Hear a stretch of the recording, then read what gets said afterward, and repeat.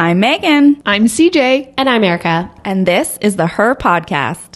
It's a solo today, guys, and we are talking about a more serious topic, which is our relationships to alcohol. We specifically interviewed Megan on this one, and she opens up so vulnerably and beautifully with us on her journey with alcohol, how it started as a child, how it developed as she got older, and where she is now. She shares such awesome tips and tools to use if you are sober curious. We really loved hearing from her, and we hope you guys enjoy it.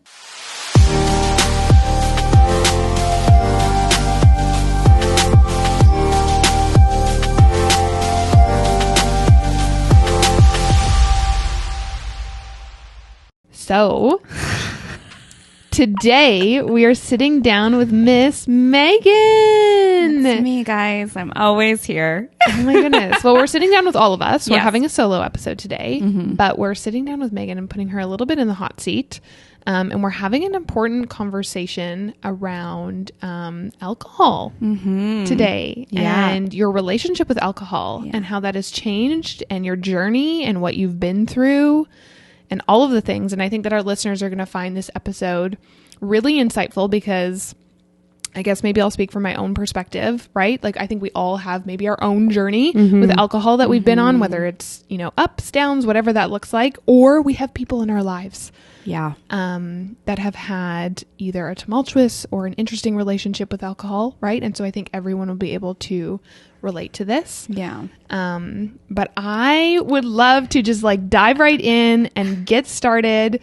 And the first question I want to ask you is how your relationship with alcohol started. When was your first drink? Ooh. Or circle back. Are we thinking the same thing? Yeah. Probably. You Let's guys say it are at the always. same time. We'll say 1, 2, 3, and then we'll say it at the same time. Ready? 1, 2, 3. Exposure. Yeah. You didn't say it. You went, yeah. Okay. I appreciate the mood being lightened because my stomach is going right now. No, even though I we'll was be the one here. that was like, let's talk about alcohol. And now I'm like, bleh. Yes. No, I need to circle back to like when you were first exposed Yes. to alcohol and what that looked like. Yeah. We need to work on that. I like it. The 1, 2, 3 saying our Oh, thoughts. I literally, my mind, it's the anxiety thing. My mind went completely blank. Oh, yeah. So I was like, she was yes. like, I'm with you. And I don't know. I lost it. Yeah. Okay. My exposure to being around alcohol, I imagine I was a baby. Okay. What I remember is being a small child. So I can't obviously put a date on it, but my whole life. So I'm going to try really hard not to tell. My heart is pounding right now. Other people's stories, but speak from my perspective, and feel validated in that this is my story, how I remember it. And it's okay that I get to tell it. My parents both at one point or another throughout my life were either recovering alcoholics or active alcoholics. And both looked different in their own journeys. Can you like say what that was? Like why, what would look different? I would say my dad was more of a functioning alcoholic and my mom would be more of a, I actually don't know what the term would be, but like it would be like she would be great for a very long time and then there would be a very bad week. Like binge. a relapse. Binge. Yeah. Binge. Mm-hmm. Okay. Yeah. And I just remember alcohol being, it was something that was not necessarily talked about. There was a lot of dishonesty around it, which I imagine is a result of a lot of shame on their part. And I try to understand as much as I can from both angles, but also validate what it was like for me and my sister growing up. So there was some very tumultuous times and there was some really great times. And my sister and I just learned to navigate and to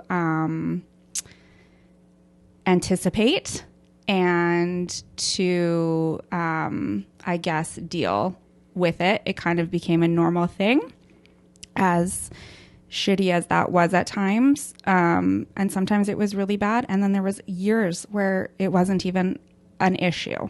So that started, like I have very early memories from that. So basically alcohol was present in your house. Yes. Right? From the beginning, from an early stage. Yeah. And neither of them would have it consistently. It was always a, period of time. Like we weren't at a house where there was a liquor cabinet or a wine cellar, or do people have wine cellars? Some people do, like a wine rack or anything like that. It wasn't something that was a constant in our house. It would come in and it would be bad and then it would leave. Okay. Yeah. Okay. Now as an adult, looking back, how would you say that you first perceived alcohol as a child? That's a great right? question. Because like as a child, you would have seen and maybe not been able to like contextualize, possibly I'm imagining some of the things that were happening. Yeah. But looking back, like how can you be like, oh, this shaped my view of alcohol? Fear. It was a bad thing. Weaponized. And just a very big lack of control, helplessness on our parts as children. Helpless. Just in the sense of, we wouldn't know what was going to happen. Learned very early on to try to anticipate things. Clearly, this is where my anxiety stems from. And I want to preface this also by saying my parents are lovely humans. They are human beings. For a very long time, I did not talk about any of it because I didn't want anybody to think poorly of them. Because I love them very much and I understand that they have unhealed trauma and it stems somewhere for them as well.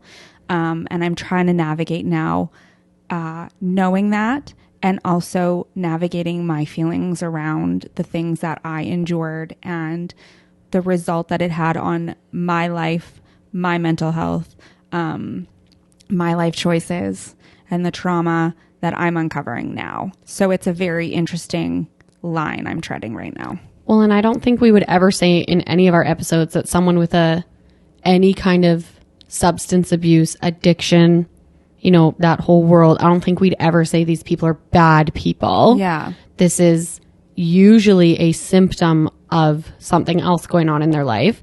And I think what we've talked about on here is that parallel, the feelings of going, I can love my parents and want to protect them and also acknowledge that there's some trauma that has happened because of a result of growing up in a certain space. And we can hold both of those feelings at the same time. Yeah. So it's not like you're getting on here and you're like, I want to light up my childhood. Yeah. You're like, no, I'm just going to share my experience while also loving my parents. Yeah. And that's okay. Thank you for that. Yeah. And I think that you can share your journey, right? And your perspective. Like we don't have to touch on what that looked like for them. We don't know. That's their story, right? But what we can talk on is how things have affected you, right? Yeah. So when was the first time you had your first drink?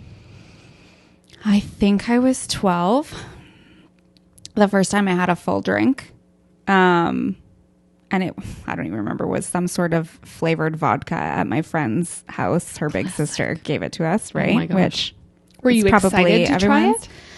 I think for me, it became, maybe. I think that it was like, oh, you're kind of at that age where it's like, this is forbidden. This is cool. Like, I'm a rebel, you know what I mean?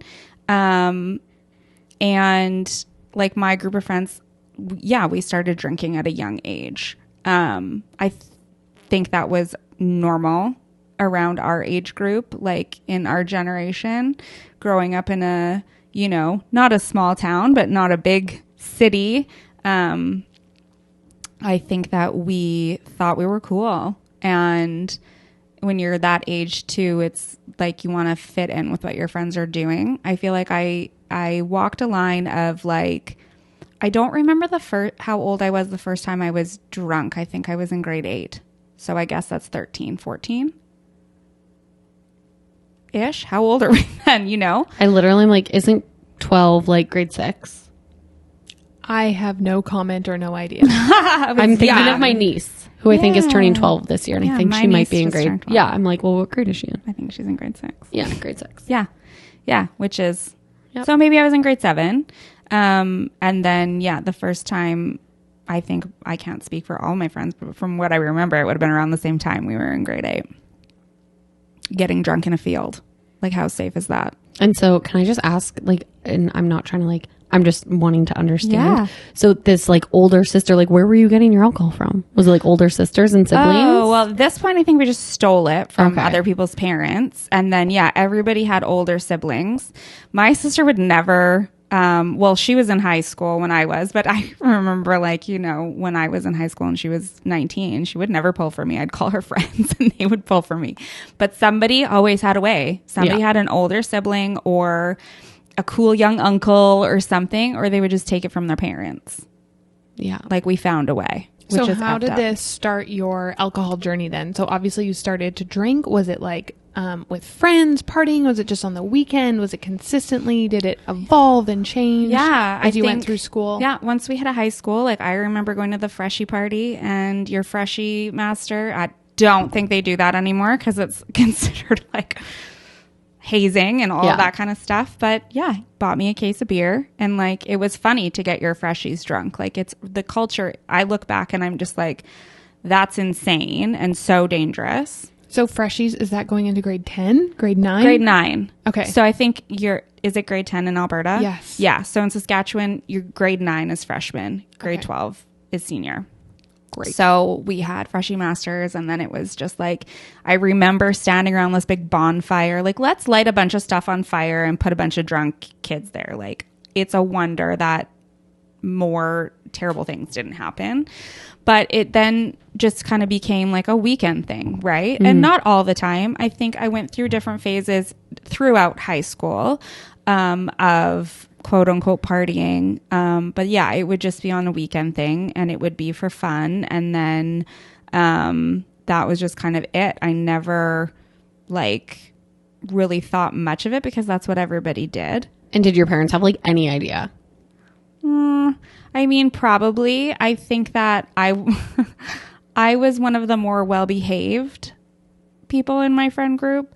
There was some wild stuff, but I think that my parents probably had an idea once in a while, but not to the extent that, like, we would go. Well, and I feel like probably even you saying, like, I was more of the, like, well-behaved ones. So then in comparison, when you're like, I know my kid is drinking, but at least they're not doing that. Yes. You almost, I'm not saying that's what, I have no idea what your parents are thinking, but I'm like, I could appreciate that almost like allowance of being like, well, they're doing what everyone's doing, and at least they're not like, we're not getting calls from the cops. Yeah. That stuff is, Totally. And then, like, parties, my sister would either be there or her friends would be there as well. So it was like I had this built-in, like, older sister group that would just kind of keep an eye.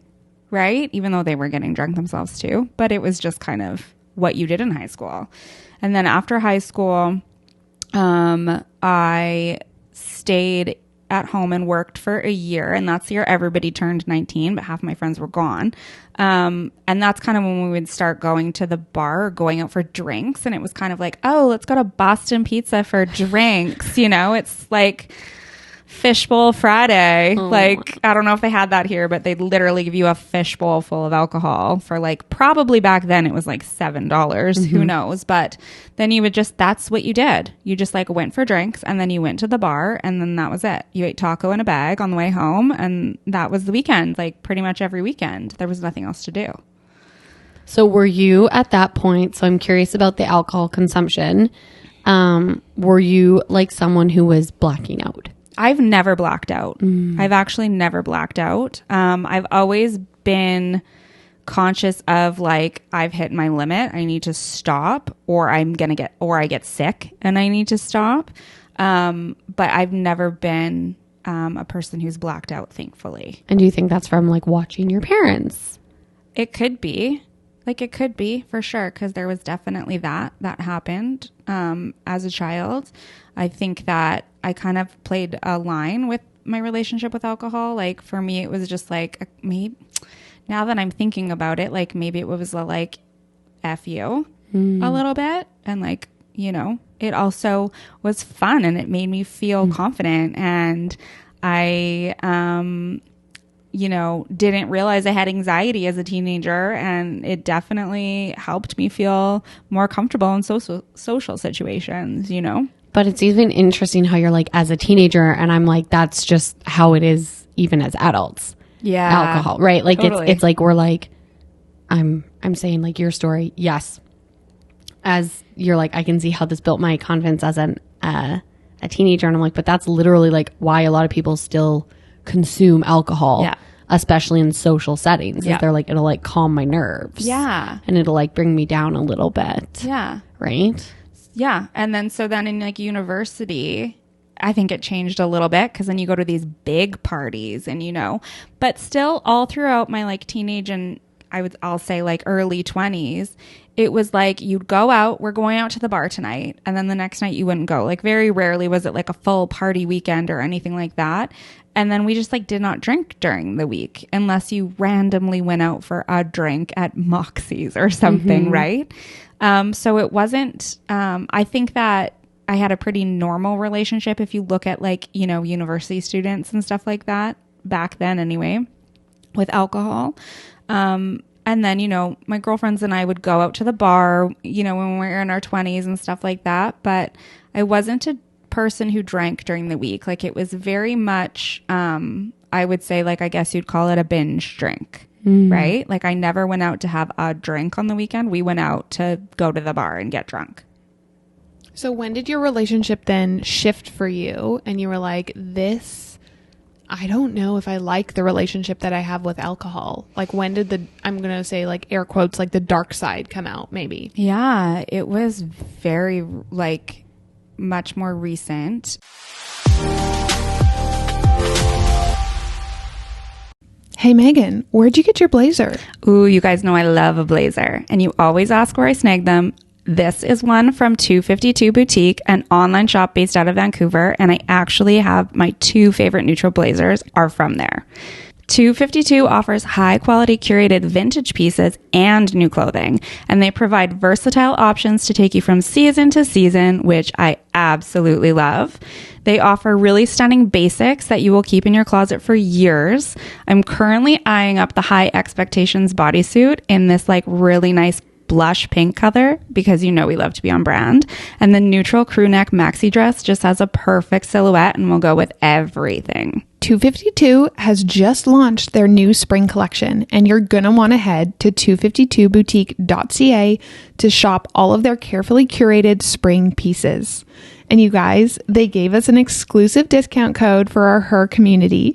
So you can use the code HER20, HER20 for 20% off your entire purchase. 252 helps you lean into your individual style, and they believe that you shouldn't have to choose between sustainability and style in your wardrobe, which is why they provide essential wardrobe pieces for women and aim to help you fall in love with your closet. The pieces I've gotten from there, I love, and are staples in my wardrobe. I'll be using our exclusive discount code myself, HER20, to save 20% off the items in my online cart. So you can do the same by heading to 252boutique.ca. That's TWOFIFTY boutique.ca and find style inspiration on their Instagram account at 252boutique.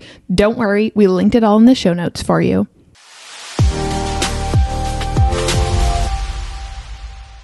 I think that, so to go back a little bit, when I was 28, turning 29, I went through the end of a marriage and a divorce. And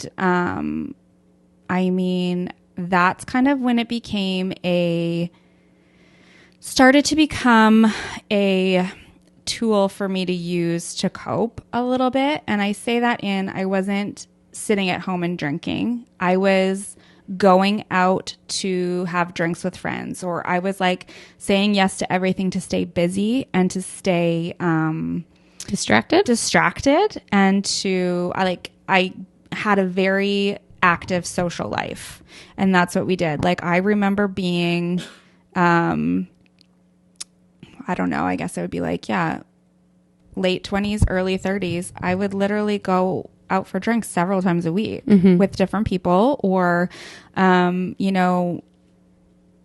less on the weekends, I guess, right? But it was more like a very active, normal thing. That's kind of when my girlfriends and I would sit at home and drink a couple bottles of wine and have visits. And you know what I mean? It was less more of a bar scene, more of a,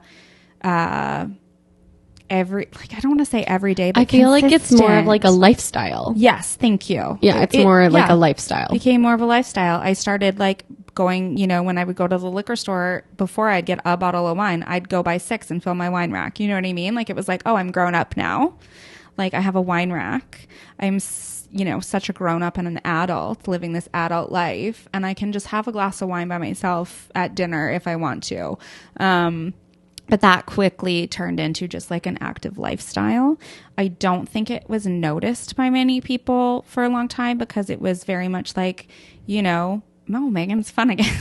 She's coming out. She's fun again. And that's just what we did. That's how we socialized and visited. And I worked, you know, with a company where there was a lot of us were the same age, and we would go out for drinks right after work often.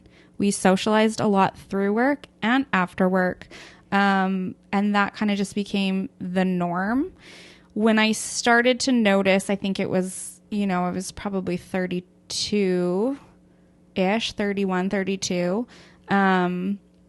that, you know, I wasn't ever just having a drink when we went out. I was having 3 or 4, and that was just normal. And back then I would drink beer. Now I can't stand the smell of it, which is wild, but I would have 3 or 4 pints of beer, like on a Tuesday, you know, and not knocking anybody who does that. That's totally your prerogative. But for me, I was like, interesting. But I justified a lot of things, right? Because I was actively trying to heal and find my footing as a, you know, individual. And, you know, it wasn't until, like, obviously when I became pregnant and I stopped drinking because I was pregnant, the first few months of my pregnancy, I reflected back and I was like, holy F, like, I was drinking a lot. Like, can I think of, was it, you know, sometimes it was 6 nights a week. And even if it was just like me pouring a glass of wine when I got home from work, and realizing, did I ever stop at 1 glass? No. I always had 2, maybe 3. And again, this is just like a Tuesday or Wednesday night. Like, well, I'm not doing anything. I'm sitting at home by myself. And that's when I kind of thought, like, oh, I wonder if anybody else had noticed that, like, this was getting a little bit out of control, but nobody said anything to me. And then, you know, I had Ash and I was nursing, and I would, you know, I can't remember when it started to pick back up again, but it was definitely, that's when it turned into a coping mechanism, where it definitely wasn't that often as it had been before, but I would just be like, oh, this has been a really long day. Finally, I got him down. I'm going to have a glass of wine, you know, and it just kind of like slowly picked back up from there. And then it just kind of became a habit. It became a habit, and then it turned into something that was a distraction and a tool to numb the stress and anxiety. And I realized that I wasn't, again, able to have a glass of wine and be social. It would be 3 glasses of wine, and then I'd go to sleep, and I'd wake up with a headache, or I'd wake up dehydrated, and then I would be like, oh, I'm not doing that again, until the end of the next day, when I was like, well, I should probably just like finish the bottle of wine. But then it was like, oh, there was only 1 glass left, so then I should probably open another one so that I can have 2. And then now I have an open bottle of wine again, and then it's going to happen again tomorrow. Never was I drinking during the day. Yeah. You know, and not to say what I was doing was better, because I wasn't drinking during the day. It was just different. Did you ever feel like you were like planning your day and your life around when you could get that next drink, like looking forward to, if it was in the evenings, like going home and you were like visualizing or thinking, right? Because I don't know if there's people listening, and sometimes if you can identify like what your thought process was during those times in those days, like were you like measuring the distance, being like, oh, this day was, you know, almost like stacking up how this day was hard. So like justifying, you know, what were some of those things? Yeah, I would definitely do that. I would start, you know, with some intentions of, you know, if I don't have alcohol in the house, then it was fine. But I would, once I went to pick up a bottle of wine, then, you know, once it's in the house, it's in the house. Yeah, there was definitely some days where I was like, you know, I can taste that like crisp rosé at 7:00. And then some days I was like, well, I mean, 6:00 is probably fine. And then COVID hit and everyone was like, well, 2:00 is probably fine. You know what I mean? So there became this culture during the pandemic too of like, you know, we're all stuck at home, everybody's homeschooling, and I'm sure I'm not the only one that really probably noticed how much they were drinking. I remember right before the like stay at home was issued, going to the liquor store and the lineup was insane. And I was like, I'll grab a box of wine because that'll last 2 weeks. It didn't, first of all, last 2 weeks. But, you know, then people started offering alcohol delivery. And you know what I mean? It kind of just became this like normalized thing. Let's all FaceTime and drink wine or whatever. And I started to notice that I was just like real angry, but I would allow myself to be angry if I was, you know, oh, well, I'm allowed to be angry because I've had 2 drinks. So like, fuck this shit. You know what I mean? Pardon my language. But, it was definitely a bit of a cycle that I was in, but I would justify it to myself being like, oh, everybody's doing it, or, oh, it's not, you know, I'll slow down or whatever. But yeah, there was definitely days where I was like, okay, checking the watch. Like, am I allowed? Is 3:00 okay? You know, I remember somebody saying to me at like noon, well, it's like, you know, whatever. It's COVID. So you feel like the pandemic definitely accelerated your habits and what was already started for you, and just sort of like layered that on even more. Yeah. Right? I'm curious what your partner was thinking at this time. I don't think well, I can't speak for him. I think that... What was your perspective of how he, like, if that's a better way to put it, instead of being like, what was he doing? Because you don't want to speak for other people. Yeah. Like, what would be your perspective of that? Like, was he noticing, like asking you, like, hey, was he joining in with you? Yeah, we would, you know, have a couple drinks. I think it was just more normalized. And when it's warm weather too, it's like, oh, let's just sit in the backyard and have a drink and, you know, enjoy the weather and stuff like that. So it wasn't like a conversation we had. Every once in a while, like I remember ordering from a winery in Vancouver or Kelowna, and ordering like a case of wine, and he was like, do we really need to be ordering a case of wine? And I was like, it's fine, it'll last forever, which it did not. I think that he probably took note and just kind of was like, you know, every once in a while be like, oh, I thought that there was a bottle of wine, you know. But it was not a conversation. Right. And not I wasn't like a sit down like no, Megan. Yeah. Like it was just very normalized. Like, oh, everyone's having a glass of wine. We'll have a glass of wine. It was just more normal. So we feel like no one was confronting you, like coming up to you and being like, hey, you know, not that it was like a closet drinking, but just no one, like the way that it was happening, like no one was coming up to you being like, I'm noticing some massive change. Yeah, absolutely not, because I still was functioning completely normal. Yeah. It was just like every night I would wind down with 3 glasses of wine. Yeah. So then what happened?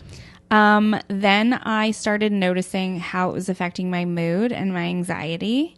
And I started noticing that I wasn't a very present human. I remember just being so irritated and short on patience with my child. Mm-hmm. And thinking to myself, like he was little, like he he didn't do anything wrong. I was just so irritated, lack of sleep, in this habit of, you know, drinking almost nightly, a couple glasses of wine, for, you know, certain periods of time. There was times where like I wasn't touching it for, you know, days or whatever, but it was pretty prevalent. And I just remember looking at him thinking like, you're not going to remember things the way I now remember things. I'm not going to give you those memories. I'm not going to give you that experience. He said to me one day when he was little, like he would ask if I had wine in my cup, right? Because he saw me drink wine so often. It was like water, Diet Coke, or wine, you know? And I remember just like right now I have a pit in my stomach remembering that. Just thinking like, you don't want him to think that that's normal because it actually shouldn't be. And just realizing I did not like how I was feeling. I did not like the path that this was going down. And struggling with, this is like the culture that's going on though, right? And it's just like, oh, mommy wine culture. And it's kind of a joke. And it's like sleep training your kid, like pour a glass of wine or, you know, that kind of stuff that you see on socials. And for people that, you know, don't have any trauma or issues with alcohol, that's like, I'm not judging anybody. For me, it is a problem to have that type of relationship with alcohol. So I just one day thought, I'm going to just like stop drinking for a couple weeks. And in my mind, it was I just need a 2-week break. And let's see if that changes how I behave with alcohol. And I had done that before. And then I was like, oh, I'm fine. And then at this point it was just after Asher's birthday. And cause I remember it was like fall, just after his birthday, Thanksgiving. And I was like, I'm done.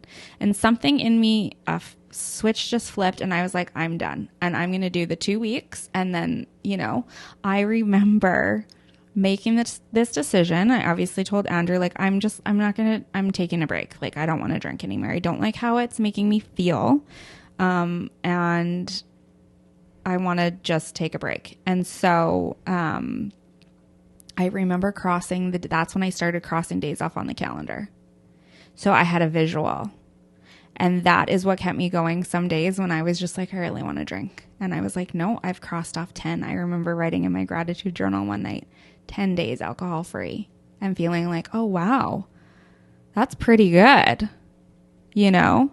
And then I looked at the calendar and it was a month, and I was like, hey, and I started telling my friends, I haven't had a drink in a month. And everybody was so like, awesome. You know, at first people were like, oh, why are you not drinking? Right. And I would just kind of brush it off and be like, oh, I'm just taking a break. But really not being clear on like how it was affecting my mental health, and that I saw myself going down on a path that I did not want for myself or my family.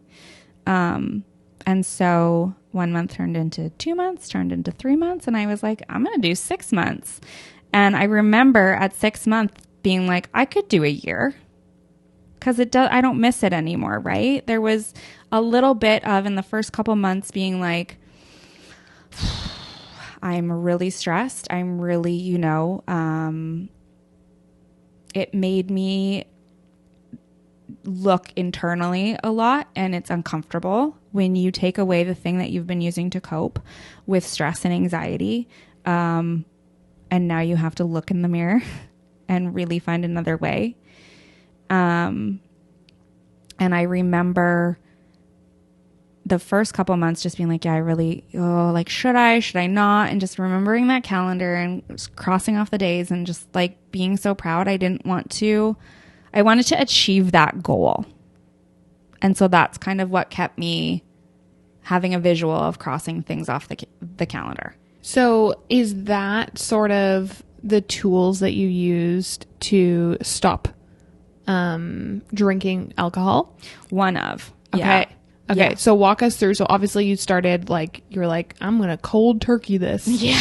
Which I don't recommend for everybody, right? Yeah. Like if you know, I wouldn't have considered myself an alcoholic. Yeah. I considered myself it started to become an issue for me, and I wasn't feeling comfortable with it. So if you are somebody who is struggling in a different way, I don't know that cold turkey is, I don't know. You definitely need to put supports in your life and have a support system, which I feel like I did. But I was like, yeah, we're going to do it.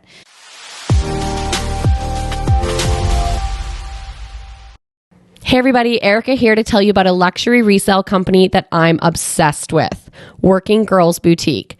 I got introduced to them probably about a year ago and have been following it along and obsessing over all of their items ever since.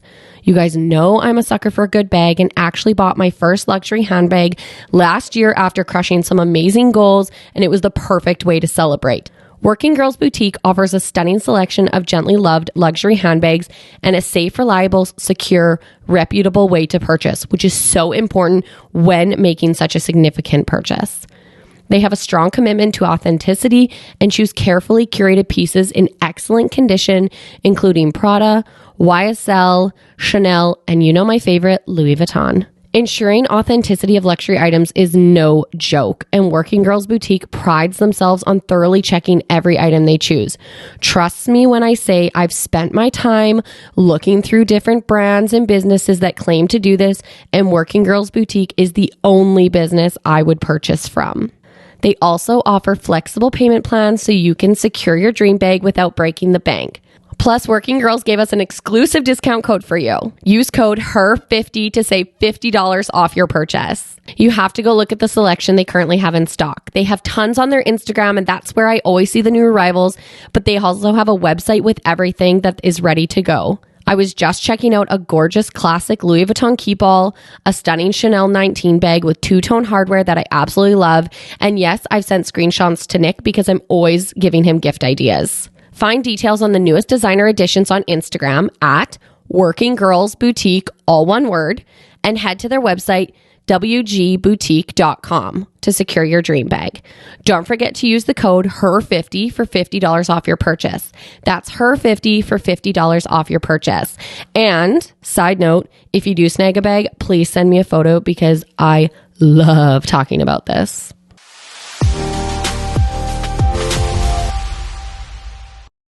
So I also was aware enough to know that I needed something else in its place. Enter Diet Coke. Okay, everything now makes so much sense.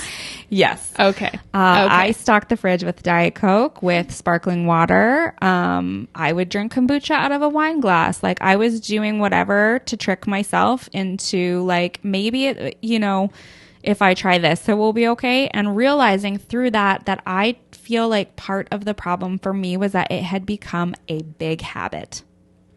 It became a big, big habit, and I just needed something in my hand. So now I have a big Diet Coke habit, but I feel like that's better. So I would make sure that I had things that I wanted and enjoyed in the house. I started reading a lot, so I had something else in my hand. I started actively just kind of like talking about it, and my friends were so great too. They'd be like, oh, do you want to come over? We don't have to have drinks. I'm like, you can have a drink. I'll just bring a bubbly or whatever. Like, that's fine. Everyone was really supportive. I do remember that I read and I wrote the book down. So I actually listened to this audiobook, and it's called This Naked Mind by Annie Grace. And so I heard about this book on a podcast that I listened to, that one of the hosts was trying to stop drinking, and in a similar position to me, right? Just like, why am I cracking a wine every day? Like, what's going on here? I want to get out of this habit. And it was a really interesting listen. Going back, I would like to get a hard copy of the book because I like to hold things in my hand, right? And do some highlighting. But it was a really interesting perspective from a woman who struggled with alcohol addiction and really started learning about the psychological effects of why we drink and what's going on in our minds and our bodies, and making that correlation. And to have something like kind of like solid to hold on to was really beneficial to me. So I listened to that. I found a couple Instagram accounts that people were sober curious or had become sober, and just... Do you have those written down? I don't, but I will find them and we'll put them in the show notes. Because I'm like, that's always so helpful. Yeah, one of them actually it's a sober girl's guide, I believe is the Instagram handle. But there's another one, and I tried to look before and I couldn't find it, but I'll find that. And then actually another one I'll mention right now that I've just found is called Drinking Games, and I'm listening to the audiobook of that, and it's by Sarah Levy. And again, it's her journey overcoming habitual drinking and the effects that it had on her and her relationships. And so I think that there's a lot of people right now who are kind of walking this like sober, curious path.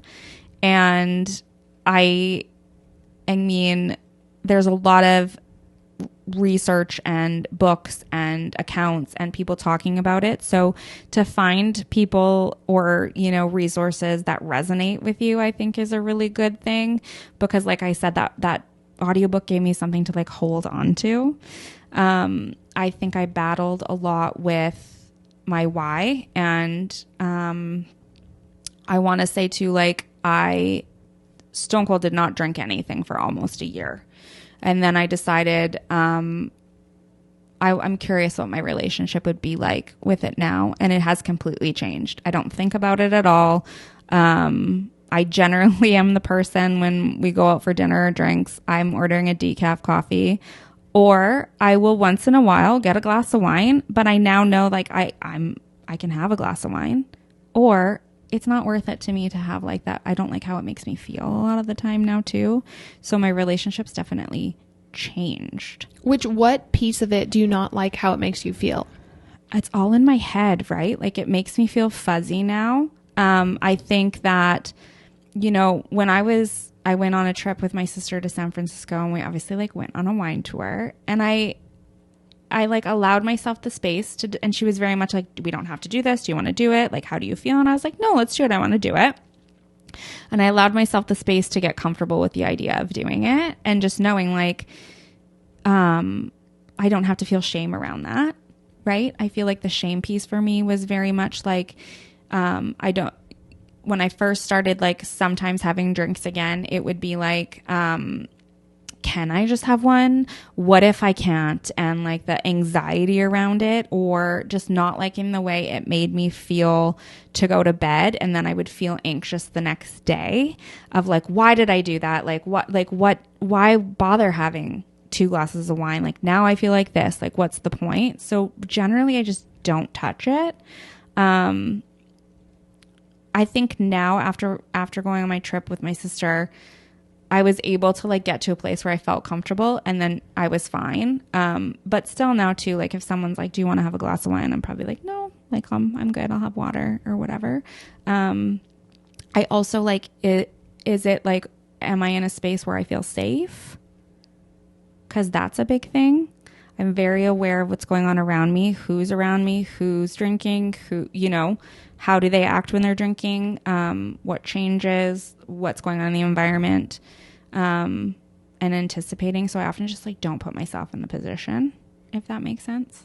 Yeah, absolutely. Yeah. I think that like the conversation I'm starting to notice coming to the forefront, which you touched on, is this like sober curious piece. Mm-hmm. Yeah. And I think that all of us probably would have grown up in a generation where alcohol was very normal, mm-hmm. right? Like binge drinking, going out drinking at a young age,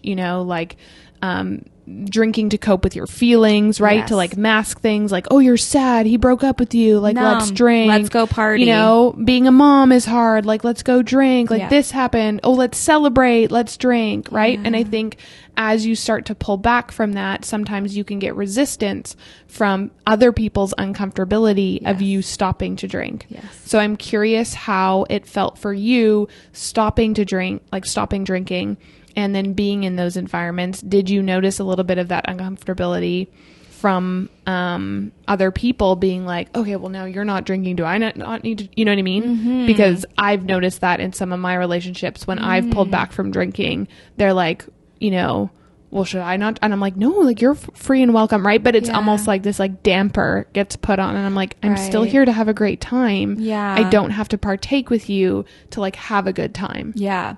I think that had I stopped drinking when I was younger, I would have got like, oh, like, come on, just have one. Or like, why? Like, what's going on? Whereas a lot of it was just like not talked about at all. And I think that too, like my friends know me well, and when I make up my mind about something, like that's it kind of thing. What I think is very interesting because, and not to take away from what you're saying, but like, again, you and I are both on our own, and I had one drink like at an event a few weeks ago, and that's a whole thing, but I haven't been drinking. And I was talking to someone about it because I feel like I've had to really explain why I'm not drinking to people. Like they're really curious about it and they want to know. And I'm like, I'm an open book. So I have no problem being like, here's like the 5 reasons why I'm not drinking. But what I find very interesting is I like said to someone, I'm like, it's so being outside of it and looking in. I'm like, it's so weird how socially acceptable it is to go and get like pissed drunk at an event. Yeah. But if I showed up and had like gotten high beforehand, people would be like, what is going on? Yeah. But, and I'm not saying one is better than one, you know, I'm just saying it's very interesting when you really start to dissect the culture of alcohol. Yes. And it's such a, accepted coping mechanism. Or encouraged. Literally encouraged. And I'm like, it's just been a very interesting thing to watch and be like, oh, like, and I agree with you on the damper thing, because immediately as soon as you're like, I'm not drinking, you can like hear the womp womp in the background of like, it's so interesting that we feel we need this to have fun. And I'm not sitting on any high horse here. Like I have had my fair share of fun at bars and abusing alcohol to the very far degree. So I'm like, it's just now at this age, you're like, oh, like that's such an interesting culture that I was like actively a part of. Yeah. And like how you said abusing it, I think it's just like not even thought about as, oh, I'm just going to go out, you know. It's often been like, oh, I got so loaded last night. Like this was funny, that was funny, whatever. But I'm just like, ugh, what's the point? Well, and imagine if and again, I'm not knocking anybody, but if I was like, I had 7 gummies last night and was high out of my tree and like did this and did that. Like, I think people would be like, huh? You got high last night? But I'm like, I basically just told you the same story, but just replaced it with alcohol. And you guys thought it was hilarious. Yeah. Exactly. So it's just an interesting culture to observe. Yeah. And I think I got to the point too where I was like, okay, I'm feeling like I really have a lot of things internally that I haven't healed that I want to heal. I'm feeling anxiety. I'm feeling like this is becoming something that's making me not feel like a good mom and partner and friend. Or business owner. And because I feel all of these things, why would I pour alcohol all over it? It's just like you pour alcohol over the problems and light a match and expect everything to be solved or fine, or it's accepted because everybody does it. It's such a part of our culture, and it's really damaging in a lot of ways when you step back and remove yourself out of it. And then I also noticed, you know, and I think I'm coming to the other side of it now, but I think that when I decided to stop drinking, I kind of made like that a part of my identity and my personality, right? So I would just be like, oh, no, I don't drink. Like, I don't drink. Mm-hmm. You know what I mean? And it's not like... it was almost like I had to justify it in some way or celebrate it to myself to continue like, you know, good for me. I don't drink, but you go ahead. That's fine. Doesn't bother me, but I don't drink, you know? Mm-hmm. And I think now it just doesn't even come up really. Everybody knows how much I love a Diet Coke. Yeah. So I've found on my journey, I've just shot so straight with people right from the beginning. Like, I know you said when people were like, why aren't you drinking? You'd kind of like, yeah. And I'm not saying that wasn't good. I'm saying I just knew with my environment, and I have nothing in my environment is like but you know, our friends, we get together for drinks. Like, Nick loves mixing drinks. Like, when I tell people I'm not drinking anymore, they're like, Nick like loves making cocktails. I'm like, yeah, he likes making one cocktail. Yeah. Right? Like, this isn't like he's sitting there throwing them back. He likes to learn about them and like the whole, what is that, mixology of it? Like, he enjoys that. Yeah. So I'm like, that's fine. You're a bit of a science nerd. Go for it. All right. But I'm like, I have found just being so upfront with people about why I'm not almost has been helpful for me to stop any of the pressures that might come with it. Right? And I wonder, again, just how people... I think like others just like don't know, like we don't know anyone else's story. That's just it. Is what we forget, right? And so I'm like, when someone says they don't want to have a drink, like, you know, why do we have to pressure to have an answer? Yeah. Right? Like if there's something that I could change in society, if I could wave my magic wand, you know, and it'd be on a lot of topics and a lot of issues. And I'm like, it's okay to be curious, I think. And maybe it depends on the relationship, but I'm like, why do we challenge people on the choices that they are making in their body and on their life? Oh, yeah. And a common thing I would get was like, oh, why? Are you pregnant? No, I'm not. I just don't, you know, I'm just not drinking. And I think that for me, when you said like at first when I was kind of like evasive about it, I think that was ingrained in me from growing up with dishonesty and evasiveness around alcohol and a ton of shame. Yeah. A ton of shame. And I just think that, like you said, I heard somebody, I don't know if it was on a podcast or on the radio or whatever it was, but a man was saying like, cause he was sober and it was holiday season. And he's like, here's the thing, people, if someone's at a party and you offer them a drink, an alcoholic drink, and they say, no, thank you, that's it. Conversation's over. You either offer them something else or you say, okay. Period. That's it. They don't need to explain to you why they're not having an alcoholic drink, because also you might be really triggering something for them. Well, and on that note, which is maybe a side tangent, but I'm like, it's very interesting. I saw a post by someone who was talking about going to events and them only having like a bar. And you're like, okay, well, I don't want to drink pop, because that's probably the only mix they really have. Right? So what is, like, how, again, in society can we be like, here are... That's such an interesting observation. It is, because I'm like, I would like water or even... Or a bubbly. Like, I would like to have a sparkling water. Yes. But instead, I'm not drinking. So now what I get is lukewarm water that sat at the table all night. Yeah. And I don't get to hold a cute glass for photos. And I don't get to partake in even the like the socialness of the activity, which is like, you know, like when I, even now, like Nick laughs because he bought me these like beautiful wine glasses for Mother's Day last year. And he's like, what are you putting in those? And I'm like, bubbly. And I'll literally put bubbly in them. And I'm like, it's the like partaking and enjoying my pretty glass. And I'm like, and now I'm going to all these events and it's like, options. And there's no options. And you're like, you're standing there with a paper cup filled with lukewarm water being like, well, this is great. Well, and there's no wonder I'm a damper. Yeah. And then you're like, now, and even then it's like, I don't need to walk into a room and be like, hello, everybody, I don't drink. Like, I'm like, I will talk about it because I think it's important to talk about when it gets brought up. But I'm like, how much more obvious do I need to be at an event where everyone's drinking and I'm not drinking? Yeah. And it's like, you know, I had a launch party like before I had the studio, actually in the studio. Erica was there.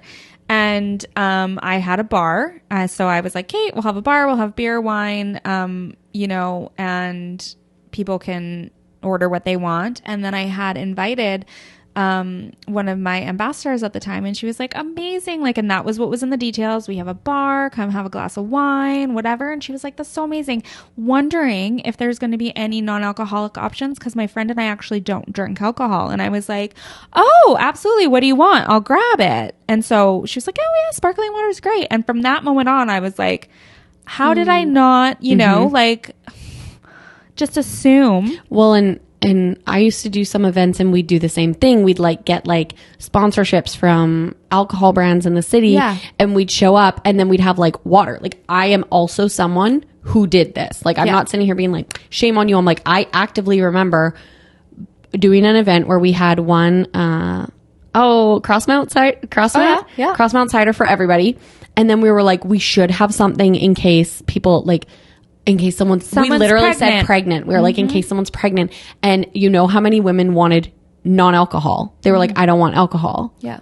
And I remember we were like, ooh, we like missed the mark on that we would just assume that you're coming to have a drink. Yeah. There's nothing wrong. Take one home if you want, right? Yeah. Like, that's fine. But it's made me reflect going to these events and being like, I'd really love something sparkly and fizzy. And I love a Diet Coke, but I'm like, I don't necessarily, for me, want, that all the time. I'm like, just even a mocktail, so right? Which there's a rise in mocktails, yes, right? In mocktail sales. Is. And also non-alcoholic wine, non-alcoholic beer.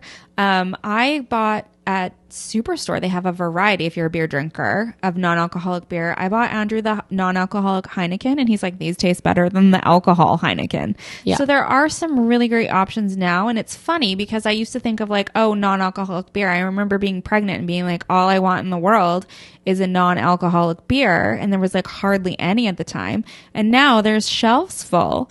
And, I just thought of it as being pregnant at that time, right? But there's also like so many fun mocktails that you can come up with, or even buy the pre-mixed ones and stuff now if you're a cocktail person. I'll also give a shout out to the THC beverages, or the CBD beverages, or whatever that you can get at the weed store, that literally they do have like ones that taste like beer or ones that taste like wine, and you're not getting that alcohol effect. Some of them have like very low, if that, CBD or whatever like that in there. That's an option too. It's also like, asking yourself, is it the alcohol I want, or is it the experience I want, or is it the habit that I'm filling? And getting curious about that too, for me, was big. So this is really great information that you've given us. So obviously your relationship with alcohol has really shifted. So how do you see your relationship with alcohol now? Is there any sort of final thoughts that you want to share on it? Yeah, I think that I'm really proud of my journey and really proud of where I am at with my relationship with alcohol, which I feel like I don't have one anymore, which is a win. And that it doesn't bother me to be around it. I am still actively, doing some inner healing, some inner child work, some trauma work, and alcohol is directly correlated to that. So for me, it's just something that people do now. Like, it doesn't really enter my mind. And I do think that there's lots of people who are getting sober curious or being more outspoken about they're not drinking or why they're not drinking, or just in general, I'm over it, I'm not drinking. So it's really awesome to see, I think, that there's a shift going on. I think that there are a lot of resources out there available in this day and age online. Something I have been thinking about is, I never did go down the Al-Anon route or something like that, but for people who have family members with alcohol addiction or addictions problems, there are supports out there for you to be able to be a support person to them, and to remember that you have every right to heal your trauma as well. And yeah, I just think that it doesn't have to be something that you use to fill or numb. It can be something that you can enjoy once in a while. But for some people, like myself, it's maybe something that just can't be a part of your life very often. And that's okay. Yeah. And just realizing that and actively working on that. So if someone is, and I know we're wrapping up here, but if someone is ready to, possibly start ending their relationship with alcohol, and ready to change their mindset, what would be your Cliff Notes, one or two things that you would recommend them to begin with? Yeah, there's actually, I forgot to mention, there are apps that you can download that will help you track. I know I'm a big visual, had to cross it off on the calendar, but there are apps that will help you keep track and then remind you and congratulate you and show you your progress, which I think is really cool. I think ensure that you're setting yourself up in whatever way is going to benefit you the most. And for me, like I said, I knew I needed something in its place. So that could be anything. It doesn't have to be Diet Coke. It doesn't have to be a different beverage or anything like that. Maybe it's an activity. Maybe it's a book or a show or a new ritual or practice that you start doing. I would encourage you to talk to your friends about it or family members if you feel comfortable and safe, because, knowing that you have people that support you and aren't questioning you or like wah-wahing you is really important. And just give yourself so much grace. Give yourself so much grace. It's an interesting journey, and it can be really hard, with a lot of shame tied to it. But there are so many ways that you can just get rid of it if you want to, or change your relationship with it if you're ready to do that. And I'm very happy to talk to anybody if they have any questions. And I know that there's a lot of people that I follow on social media that are the same.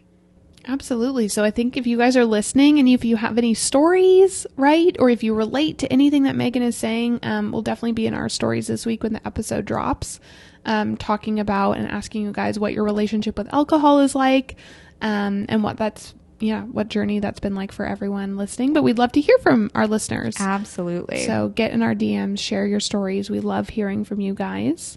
And hopefully you guys found this episode today. Thank you, Megan, for opening up. My pleasure. And sharing your journey with alcohol with us today. My pleasure. Thank you, everyone, for joining us on this episode of the Her Podcast. If you want to follow along with us, you can find us on Instagram and TikTok at its.her.podcast. We can't wait to see you there. Bye. Bye. Adios.